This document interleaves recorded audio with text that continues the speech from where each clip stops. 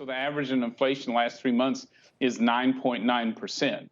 And that tracks the wholesale prices that have been double digit now for 5 straight months. So I think anyone who thinks inflation has peaked or is going to go away on its own, I think that's a dream that won't happen. But I think the answer lies first in the workforce. As you know, our workforce shrunk by 350,000 workers last month. It's going the wrong direction. There's been no concerted effort to reconnect those 24 to 54-year-old workers back to the workforce. I think they're critical to taming inflation, certainly on the supply chains as well. I would focus on that. Secondly, as we've talked before, don't make this worse. And right now, the Senate is still, with the White House, working on a $1.5 to $2 trillion Build Back Better approach that would fuel inflation and with taxes drive higher prices in about half, I think, of the businesses in America. I think those are exactly the wrong things to pursue. They help get us into this pickle. So I would focus first on workers.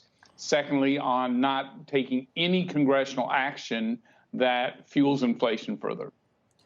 We all want the Fed to be firm in its resolve. At least we say that. But we understand that their only recourse is counterproductive to everything we're trying to do to I guess you'd say, to increase supply. You don't want interest rates higher for people starting businesses and trying to deploy capital.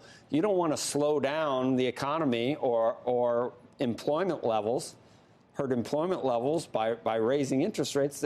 We're in a pickle. The solution actually hurts the patient.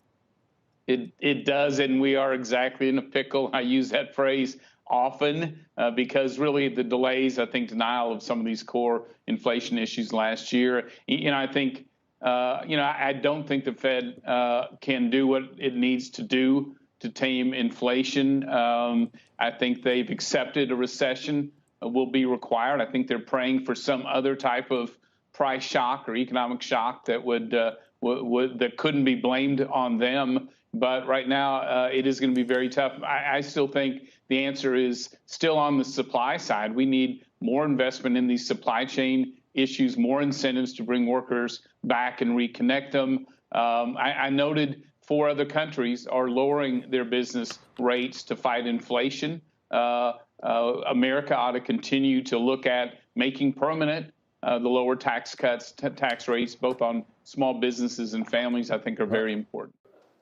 Shepard Smith here. Thanks for watching CNBC on YouTube.